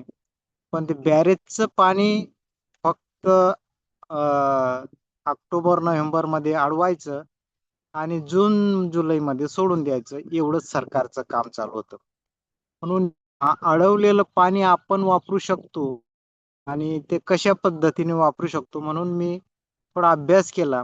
आणि जे आमच्या पट्ट्यातील शेतकरी होते त्यांना भेटलो की हे पाणी आपण आपल्या शेतापर्यंत आणू शकतो आणि याच्याने आपली शेती आपण बागायत करू शकतो, हिरवीगार करू शकतो. तर तेव्हा बऱ्याच शेतकऱ्यांनी या गोष्टीला सांगितलं की आतापर्यंत तर आता आपल्या गावात तर कोणी आणलं नाही हे पाणी, आणि हे पाणी शक्य पण नाही, आणि असा प्रयत्न करणं हे चुकीचं ठरू शकतं. म्हणून मला कोणी सपोर्ट पण केला नाही.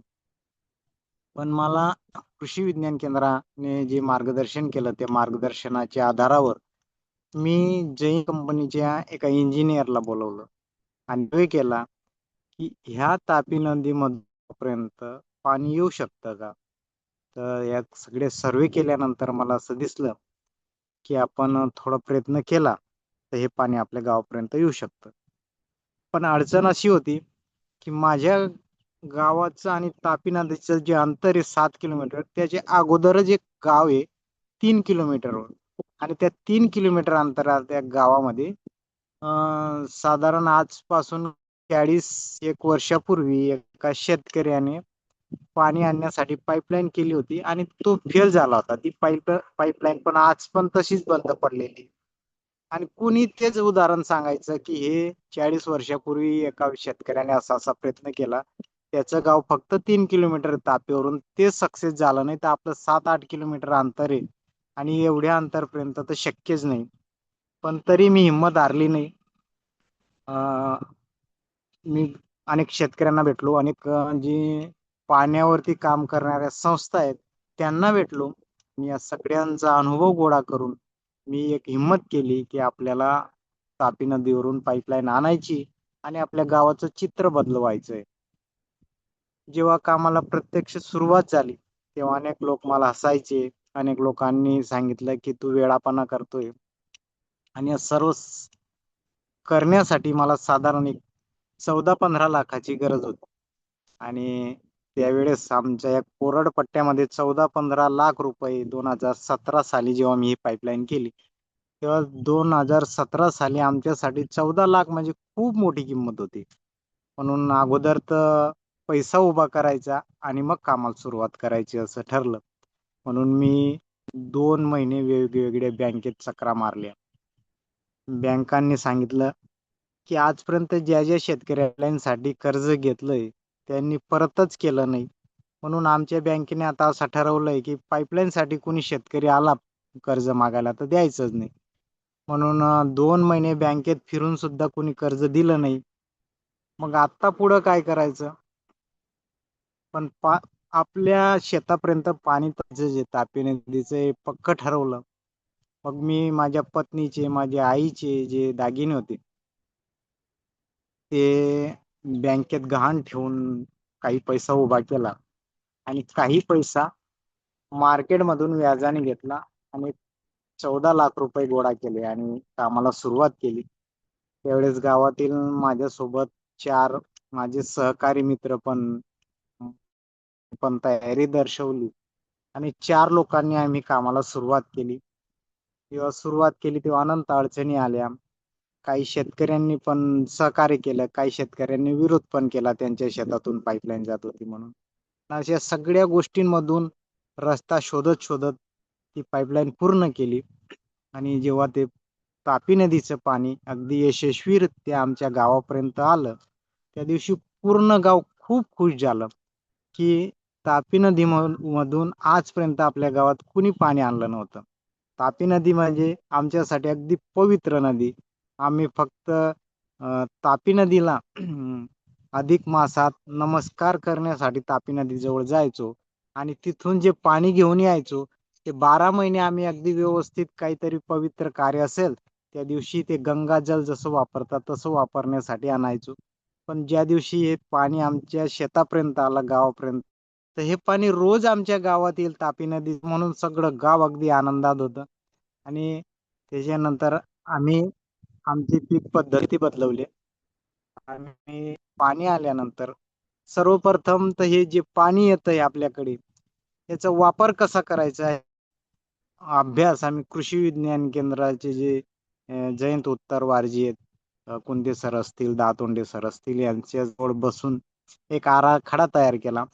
आपल्याला साधारण 20 एकर बागायत करायचं असेल आणि येणारं पाणी हे 8 तास आपल्याला मिळणार आहे. 8 तास लाईट असते, 8 तास पाणी मिळेल. हे 8 तासात आपल्याला 20 एकर बागायत कसं करता येईल? एक शेततळ, जे शेततळ्यामध्ये पण 2 प्रकार असतात. एक अस्तरीकरणाचं शेत, बिना अस्तरीकरणाचं. तर महाराष्ट्र शासनाने हे अस्तरीकरण शेततळ्याला सबसिडी पण देतं महाराष्ट्र शासन. आणि त्या योजनेतून आम्ही एक शेततळ बनवलं. गावातलं पहिलं शेततळ, पहिली पाईपलाईन तापीवरून आणली आणि पहिलं शेततळ मी बनवलं.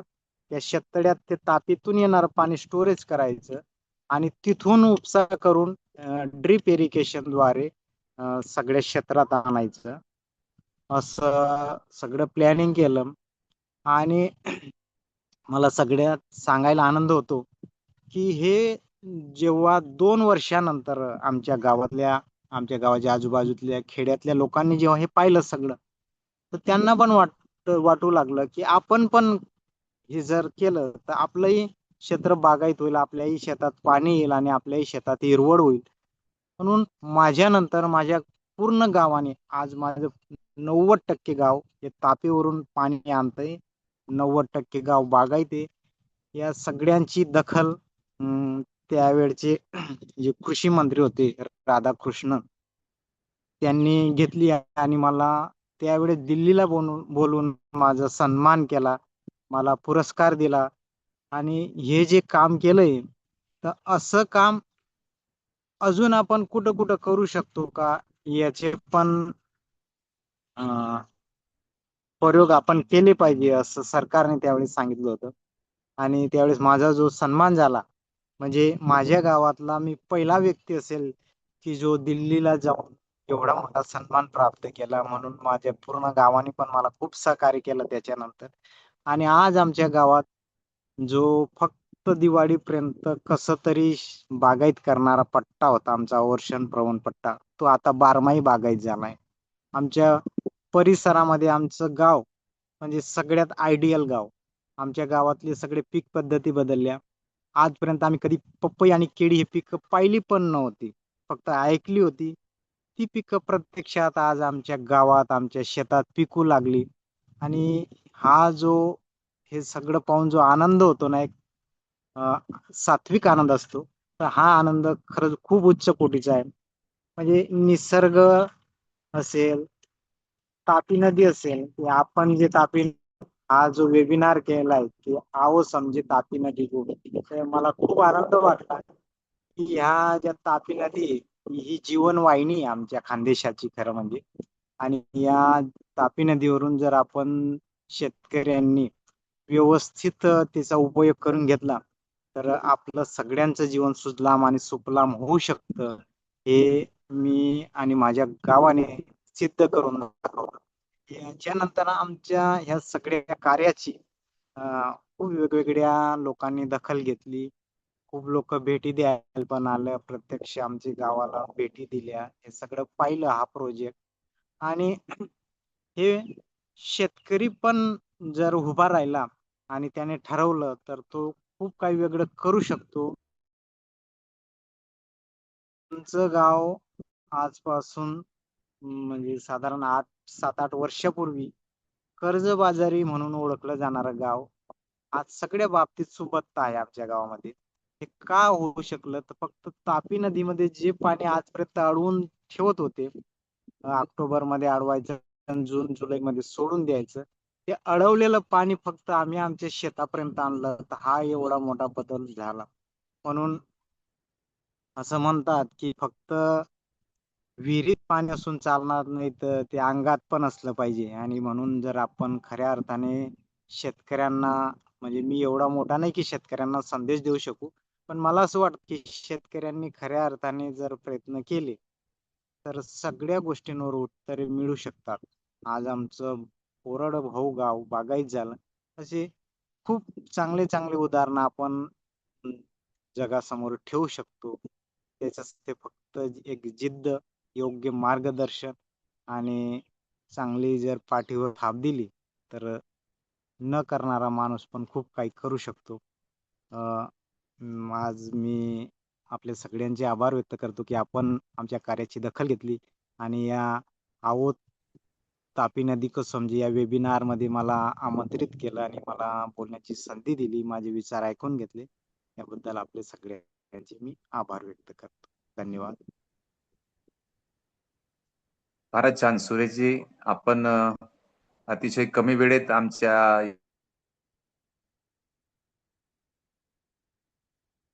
या वेबिनारसाठीच्या आमंत्रणाला आपले अनुभव आणि शेतकऱ्यांसाठी एक प्रेरणा बनून आपण आमच्या समोर उपस्थित आहात. आपल्या या कार्यातून लोक प्रेरणा घेतील आणि 7 किलोमीटर वरनं पाणी आणून गावाला पाणीदार करण्याची ही आपली कहाणी सगळ्यांना प्रेरणा देईन अशी आशा आहे. विशालजी.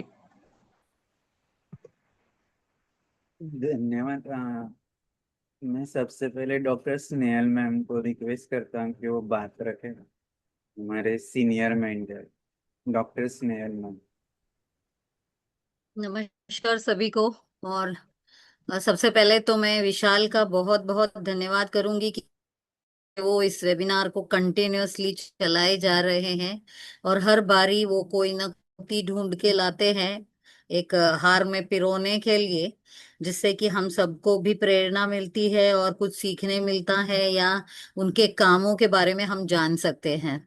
तो वैसे ही आज उन्होंने जैसे दिलीप काळे जी को बुलाया और फिर सुरेश पाटिल जी अभी थे, अभी हाँ हैं अभी भी, तो इनके जो काम को हमने समझा। अभी सबसे पहले तो मैं दिलीप बारे में कहूंगी कि उन्होंने जिस तरह से एनएसएस का इम्पोर्टेंस बताया, मैं बता दूं मैं खुद भी एक एनएसएस की प्रोडक्ट रही हूँ।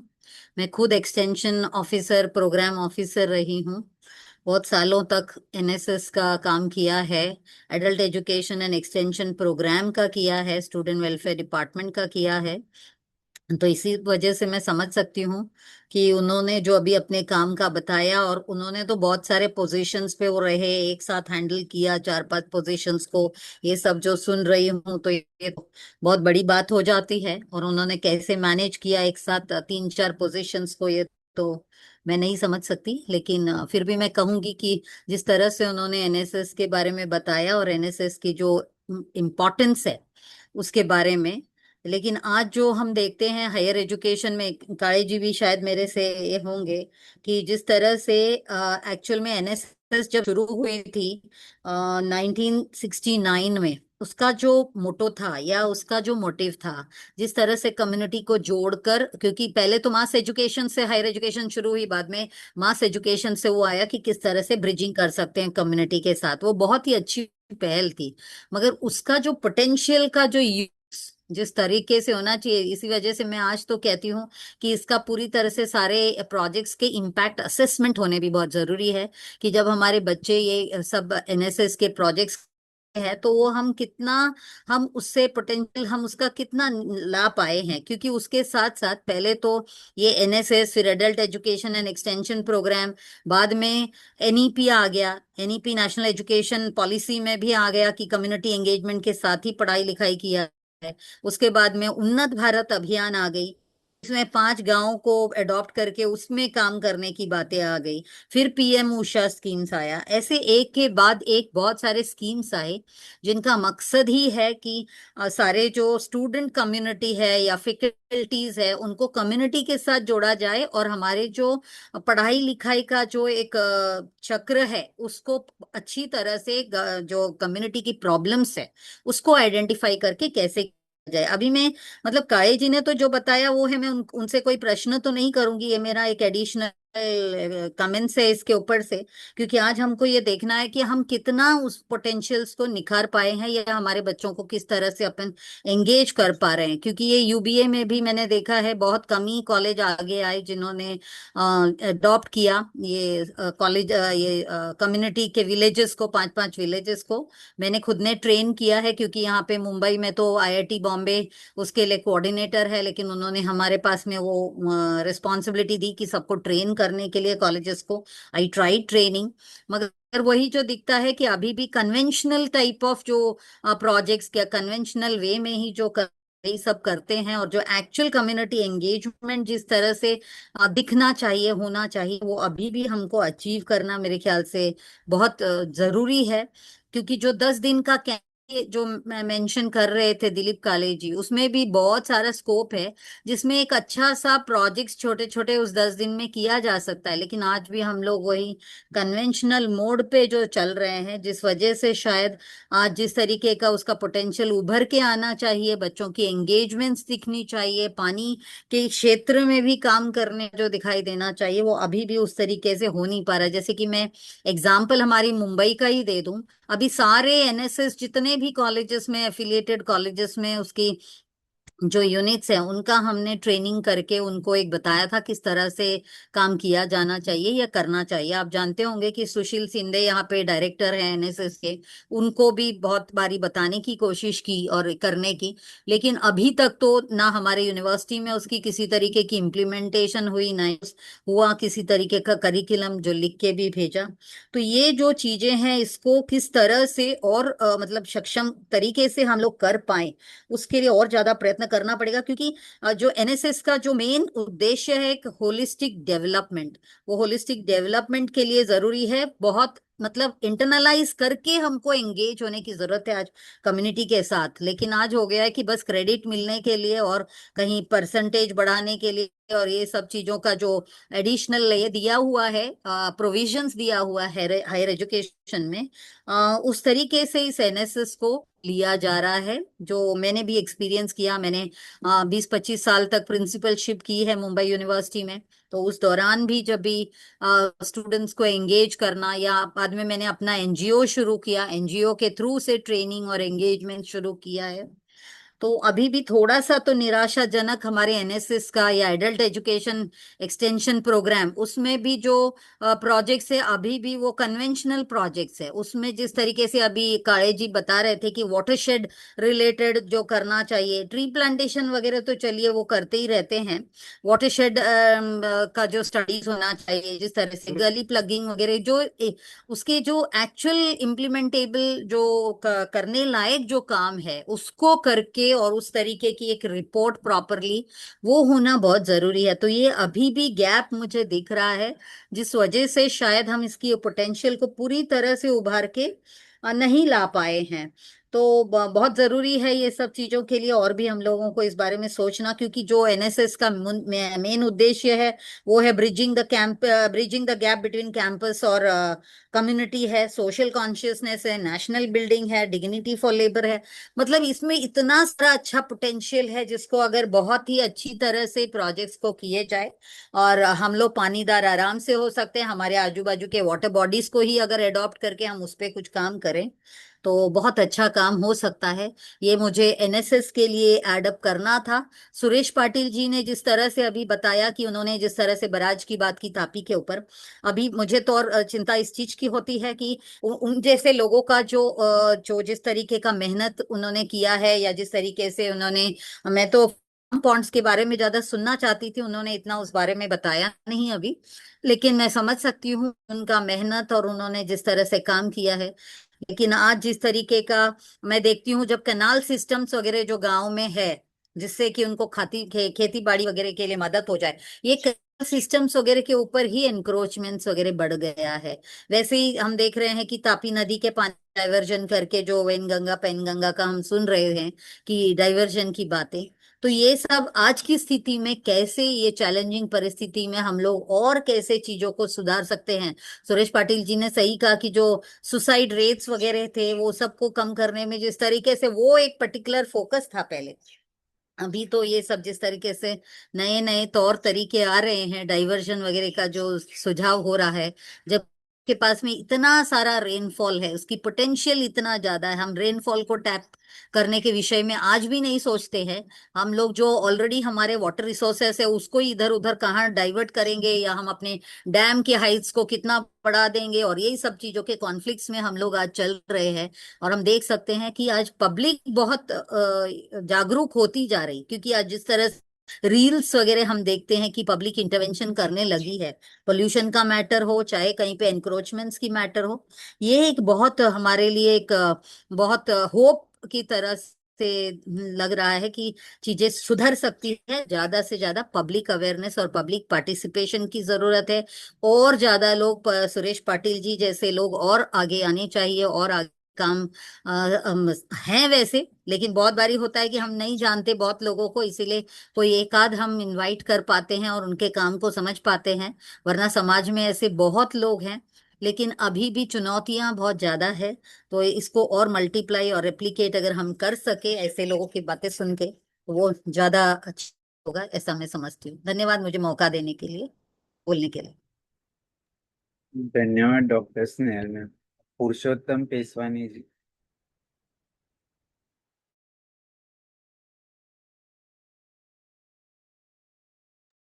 पेसवानी जी आप हो?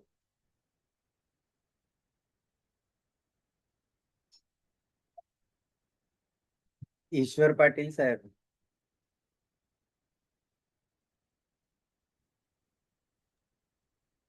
नमस्कार सर्वांना. नमस्कार. काळे सरांच्या मार्गदर्शनाच्या वेळेस मी काही जॉईन झालेलो नव्हतो, पण NSSच्या संदर्भात त्यांचा विषय होता. सुरेश पाटील सरांनी जे काम केले नंदुरबार जिल्ह्यात, कारण प्रत्येक गावामध्ये हीच परिस्थिती होते. कोणीतरी काहीतरी जिद्दीने करायचं म्हटलं तर त्याला विरोध जास्त होतो. सुरेश पाटील साहेबांना तसा त्यांच्या गावातनं विरोध झालेला असेल, पण त्यांनी काहीतरी पूर्ण विचार करून, आणि शेतीचं क्षेत्रफळ त्यांच्याकडे साधारण 20 एकर ते सांगतायत. तेवढी बागायत जर झाली तर त्याच्यातनं येणार उत्पन्न आहे बुवा ते बऱ्यापैकी मिळेल, कारण शेतीला पाण्याशिवाय पर्याय नाही. सुरेश पाटला साहेबांनी जी डेअरिंग केली किंवा जो स्वतःवर त्यांचा आत्मविश्वास होता, त्या आत्मविश्वासाच्या बळावर त्यांनी जे काम केलं ते खरोखरच कौतुकास्पद आहे. तापी काठ आता माझ्याही गावापासून तापी साधारण 20 किलोमीटर आहे. पण शासनाच्या योजना ज्यांनी आमचे राज्य सहकारी बँकेचे चेअरमन जे होते प्रल्हादराव एकनाथराव पाटील यांनी तापीवरून मनूरपर्यंत शेतकऱ्यांसाठी लिफ्ट इरिगेशन केलं होतं. परंतु लिफ्ट इरिगेशन सक्सेस न झाल्यामुळे शेतकऱ्यांची एवढी बिकट परिस्थिती झाली, कारण तो बोजा शेतकऱ्यांच्या शेतावर असल्यामुळे त्यांना कुठल्याही अडचणीच्या वेळेस ते काहीच काम करता आलं नाही आणि ती योजना फेल गेली. जसं सुरेश पाटलांच्या गावामध्ये 40 वर्षापासून एकाची योजना फेल गेली होती, पण त्या फेल जाण्यामागे काहीतरी कारण असेल आणि तेवढं विचारपूर्वक केलं गेलं नसेल. तो विचार सुरेश पाटील साहेबांनी केला किंवा मार्गदर्शन त्यांना ते केंद्राकडनं मिळालं, नंदुरबारकडनं वेळोवेळी योग्य मार्गदर्शन करून त्यांनी ती सक्सेस केली आणि आज ते सांगतायत की 90% गाव बागायत आहे. खरोखर कौतुकास्पद आहे. शेती बऱ्यापैकी असेल, त्याला पाण्याची जोड असेल, त्याच्याजवळ तो इलेक्ट्रिक सप्लाय असेल, नक्कीच मेहनतीचंच काम आहे. शेतीसारखा मेहनतीचा व्यवसाय कोणताच नाहीये. आणि शेतीतले मेहनतीतून जो पैसा मिळतो तोच खरा कष्टाचा पैसा आहे. इतर याच्यामध्ये मेहनत असते, पण याच्यावर भरोसा नसतो शेतीच्या उत्पन्नावरती. निसर्गाच्या अवलंबून जवळजवळ 80-90% निसर्गावरच अवलंबून राहावं लागतं. तेव्हा कधी पाणी पडेल, काय नाही पडेल. ही सर्व जबाबदारी घेऊन सुरेश पाटील साहेबांनी त्यांच्या गावाला जे काम केलं त्या कामाबद्दल त्यांचं खूप खूप कौतुक. नंदुरबार जिल्ह्यात असो, धुळे जिल्ह्यात असो, जळगाव जिल्ह्यात असो किंवा विदर्भात असो, पश्चिम महाराष्ट्रात पाण्याची तर काही सोय आहे, त्यामुळे तो बागायत आहे. पण ज्या ज्या भागात कोरडवाहू शेती आहे, जिथे जिथे पाण्याची कुठेतरी जवळपास अशा ठिकाणी या रील्स दाखवल्या गेल्या तर कोणी कोणी प्रेरित होऊन काहीतरी काम करेल, असं माझं व्यक्तिगत मत आहे. सुरेश पाटील साहेबांचं खूप खूप अभिनंदन. धन्यवाद. Sir, good evening, everybody. नमस्कार, बोलिए पेशवानी जी, बोलिए. हाँ, नमस्कार विशाल sir. Thank you for I'm really happy to be here. काफी कुछ आज कुछ सीखा है और भी आपसे मिलके सीखेंगे. And thank you so much. Snehal ji ने भी अच्छा बोला.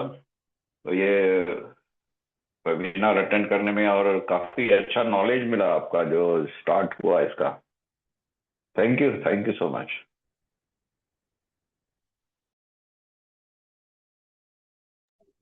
धन्यवाद पेशवानी जी. हाँ, बहुत बहुत शुक्रिया डॉक्टर दिलीप काले सर और सुरेश पाटील सर.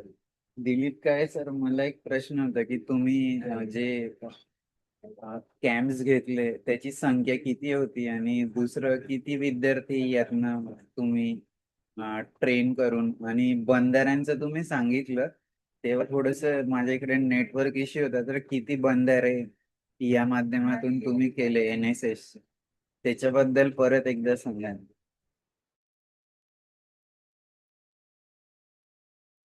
सर तुम्ही म्यूट आहात, म्यूट. हॅलो सर बोला. हॅलो. हा आता हा सर बोला. हा ते माझ्याकडे आता सध्या अनालिसिसचा हे नाही, माझ्याकडे सगळे अनालिसिसच आहेत आता, कारण की सगळे सेंट्रल गव्हर्नमेंट आणि स्टेट गव्हर्नमेंट जे अवॉर्ड दिले तर त्याच्यामध्ये सगळं त्यांना अनालिसिसच दिलेलं होतं. पण माझ्या माहितीप्रमाणे खूप मोठं काम त्या वेळेला झालं. एक जवळजवळ 1.5 लाखाच्या वर तर झाडं लागले असते आणि बंधारे जवळजवळ एक 500च्या वर बंधारे झाले. आणि हे काम 5 जिल्ह्यामध्ये 130 कॉलेजने केलं. आणि भारतातला सगळ्यात मोठा जो पुरस्कार असतो तो पुरस्कार सुद्धा नंतर मग या कामावरच सेंट्रल गव्हर्नमेंटने दिला. त्यामुळे ही चळवळ जवळजवळ 150 कॉलेजमध्ये आणि 11,000 विद्यार्थ्यांच्या, आणि कॅम्प जे झाले तर कॅम्प जवळजवळ एक 600च्या वर कॅम्प झाले. म्हणजे प्रत्येक वर्षाला कुठे 115, कुठे 120, 125 असे कॅम्प झाले. आणि युनिव्हर्सिटी लेवलला, युनिव्हर्सिटी जे माझ्या युनिव्हर्सिटीमध्ये 450 एकराची युनिव्हर्सिटी आहे. त्याच्यामध्ये जे पाणी वळून पडणार होतं ते पाणी कुठेच जाऊ नये द्यायचं, हे पहिल्यांदा ठरवलं. आणि मोठमोठे बंधारे बांधले. आणि आता तर अशी परिस्थिती आहे तिथे की एक जो मोठा बंधारा बांधलेला आहे तो युनिक आहे. म्हणजे त्याचा बॅकवॉटर जवळजवळ एक 4-5 किलोमीटर पर्यंत. त्यामुळे आणि प्रत्यक्ष PC अलेक्झांडर साहेब त्यावेळेला राज्यपाल होते, ते पाहायला आले. त्यावेळेला प्रभू साहेब हे जलसंधारण मंत्री होते भारत सरकारचे, कुमार मंगलम होते. ही सगळी मंडळी तो विद्यापीठामध्ये 500 एकरामधून हा जो मधातून हे जे NSSच्या विद्यार्थ्यांनी केलेला टँक आहे त्यात कसं टँक बनवलं, कारण का त्याला पहिल्यांदा आम्ही माती अडवून वगैरे असा 125 मीटर लांब, जवळजवळ एक 15 फूट उंच आणि 20 फूट रुंद असा बनवला होता. आणि त्याच्यानंतर मग पाटबंधारे विभागाने पैसे दिले आम्हाला 23 लाख रुपये, त्यावेळेला 33 लाख रुपये, विद्यापीठाने 30 लाख, असे 63 लाख रुपये दिल्यानंतर तो भव्य असा मोठं हे झालं तयार. त्याच्यामध्ये भिंत बनवली. आणि महाराष्ट्रातले सगळे एक्सपर्ट जे होते तिथे, वेगवेगळे क्षेत्रातली, ती सगळी मंडळी तिथे आली. आणि आज सुद्धा तिथे इतक्या मोठ्या स्वरूपामध्ये पाणी तिथे थांबलं विद्यापीठाच्या मध्येच बिलकुल.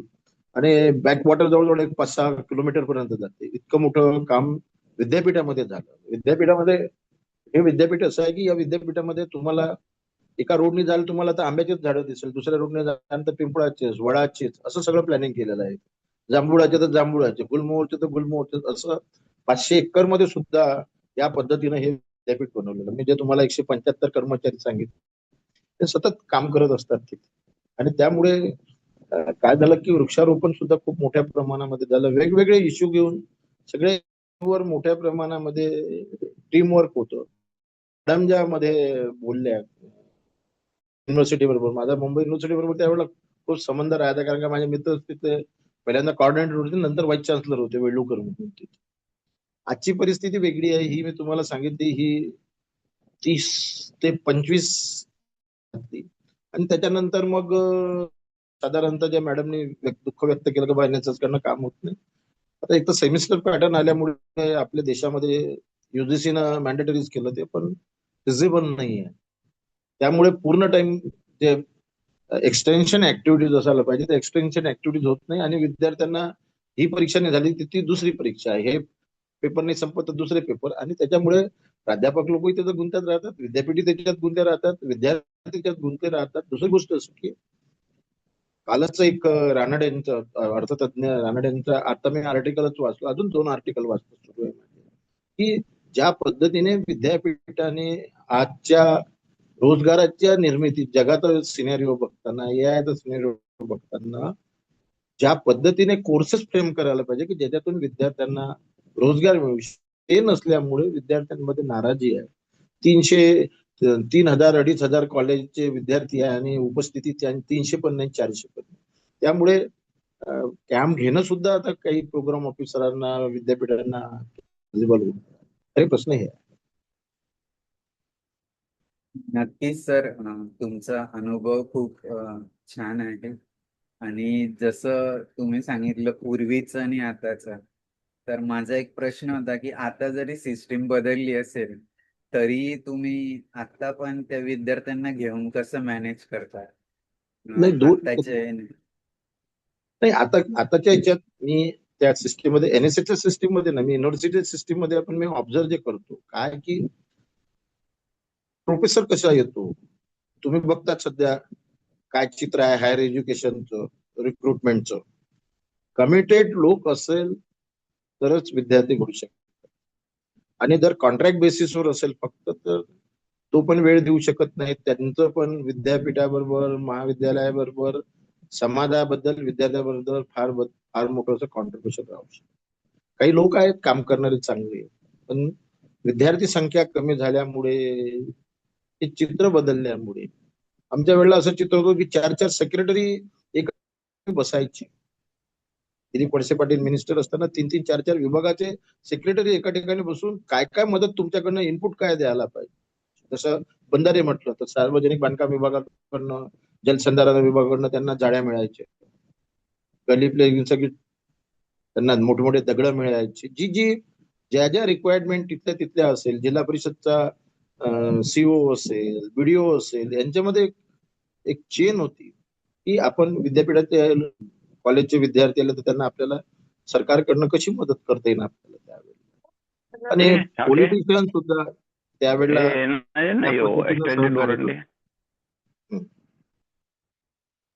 हॅलो. खरोखर सर, नक्कीच.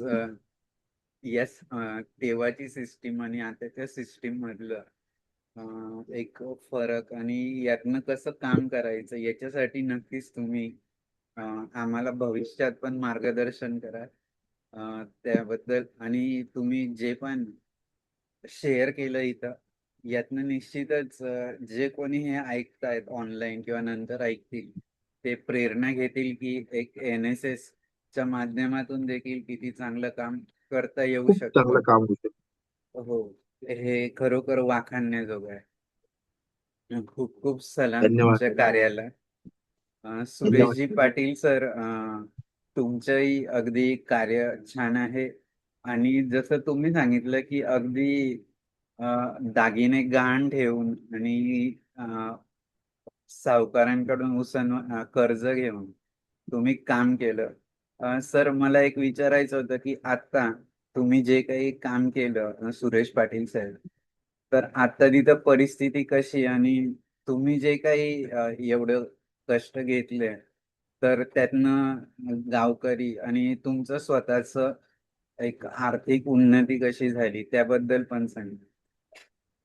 मी विशालचा प्रश्नाला थोडासा प्रश्न ऍडअप करते सुरेश पाटील जी, कारण मला पण थोडंसं शिकायचं आहे, आदिवासी एरियामध्ये वगैरे काम करते तर त्यामुळे तुम्ही बर थोडंसं जर त्याच्यात ऍड केलं ते फार्म पॉन्ड्स बद्दल जे आजचा विषय होता, म्हणजे ते कसं पद्धतीने तुम्ही करून आणि त्याच्यातनं कसं म्हणजे फायदा केलं बेनिफिशियरीज ना, त्याबद्दल थोडंसं ऍडअप जास्त बरं होईल. बर. तर आम्ही जेव्हा तापी नदीवरून पाणी आणलं ना पहिल्या दिवशी, तर आम्ही विहिरीत टाकलं ते पाणी. आणि जेव्हा तिकडनं 8 तास पाणी येतं, तर आम्ही विहिरीत टाकल्यानंतर ते 4 तासात ते पाणी उपसलं जायचं. मग नंतर विचार केला की ह्या पण जे पाणी आणून टाकतोय याच्यात, तर हे कुठंतरी लिकेज होतंय, कुठंतरी मुरतंय जातंय. मग उत्तर काय आहे? तर मग आम्ही अस्तरीकरण केलेलं पर्याय शोधला. त्या शेततळ्यात जर जेवढं पाणी टाकलं, तेवढंच पाणी वापरायला येतं. म्हणजे जेवढं टाकीवरून आपण पाणी उचलतो त्याच्यात 1 लिटर पण पाणी कुठं वाया जात नाही. तिथनं जेवढं पाणी येतं तेवढंच पाणी आपण इथं वापरू शकतो. म्हणून तो पर्याय आम्हाला योग्य वाटला. मी पहिलं शिकणार होतो गावात. माझं पण त्याच्यानंतर जे आपल्याला तसंच केलं. आज आमच्या मी 50 शेततळे की 3-3 शेतकरी मिळून, जे छोटे छोटे शेतकरी असतील त्यांनी 2 मिळून असं बनवले. आणि प्रत्येकजण ते ताप्यावरून जे पाणी शेततळ्यात टाकतं आणि तिथून अं, ते वापर. आणि याचा बेनिफिट दुसरा असा आहे की 8 वरून जे उचलतो तर तिथलची वेगळी आणि आम्ही तेव्हा पाणी वापरतो इथला वेगळी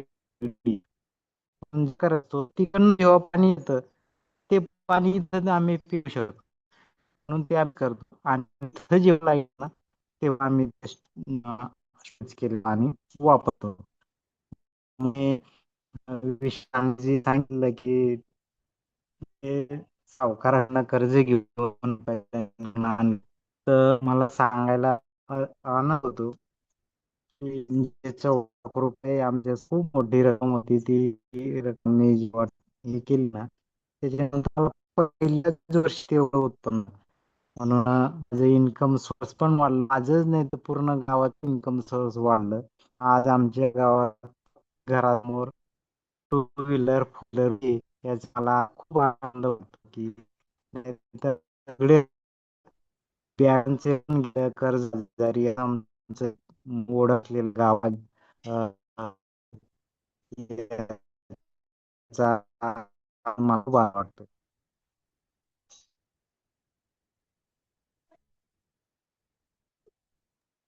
धन्यवाद सुरेश पाटील जी. मी डॉक्टर एच.एम. पाटील सरांना सांगतो की समापनाकडे घेऊन जावं. त्याआधी जर दिलीप काळे सर तुम्हाला काही बोलायचं असेल तर नक्की बोला. नाहीतर मी एच.एम. पाटील सरांना विनंती करतो की आजच्या कार्यक्रमाचा समारोप करावा. त्यानंतर आपण छोट्याशा प्रार्थनेने थांबूया. हॅलो हा हॅलो. बोला काळे सर. हा बोरा सर बोला. हा हा नाही, उपक्रम हा छान आहे. त्याच्यामध्ये जास्तीत जास्त लोक कसे, कारण की पॅन्डेमिकच्या काळात आम्ही सुरू केलं होतं, पण मध्ये काही कारणांनी थांबलं. हे तापी नदीच्या ह्याच्यावर सगळ्या ह्याच्यावर विशेषतः वॉटरशेड मॅनेजमेंटवरच घेतलं होतं. त्यानंतर हे थांबलं होतं. आपण हा चांगला उपक्रम सुरू केला आणि विशेष म्हणजे मी मगात उल्लेख नाही केला, राजीव गांधी कृषी प्रतिष्ठान म्हणून आमचं एक आहे. त्या माध्यमातून आम्ही शेतकऱ्यांच्या बांधावर त्यांना पुरस्कार देतो. जवळजवळ 5 लाख लोक आमचे फॉलोअर आहेत. तर आम्ही सुद्धा असे सुद्धा माझ्याकडे अशा बऱ्याचशा चांगल्या सक्सेस स्टोरी आहे. त्यांना आपण आपल्या याच्यात इन्व्हॉल्व करून घ्या अशी माझी विनंती आहे. नक्कीच सर. तुम्ही आम्हाला रेफरन्स द्या, आम्ही नक्कीच इन्व्हाइट करू. ओके.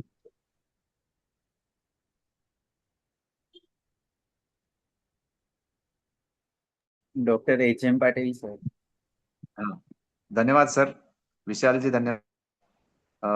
डॉक्टर दिलीप काळे सर आणि सुरेश पाटील एक शिक्षण क्षेत्रातले आणि दुसरे शेती क्षेत्रातले दोघंही आपापल्या क्षेत्रात आपले अनुभव नाविन्य जोपासणाऱ्या व्यक्तींनी या वेबिनारला अतिशय मोलाची अशी माहिती दिलेली आहे.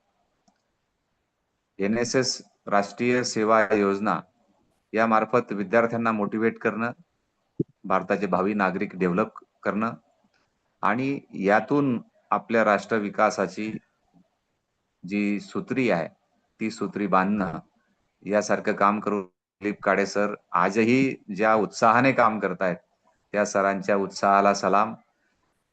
त्यानंतर सुरेश पाटीलजी, आपण स्वतःसाठीच नव्हे तर आपल्या गावासाठी देखील आपण सगळं योगदान दिलेलं आहे. असंभव ते संभव आपण करून अशा पद्धतीने गावाच्या कायापालट आपण केलेला आहे आणि परिसरामध्ये एक उत्तम अशा प्रकारचं उदाहरण आपण सेट आहे. या वेबिनार मध्ये आलेल्या आदरणीय स्नेहलताई दोंदे,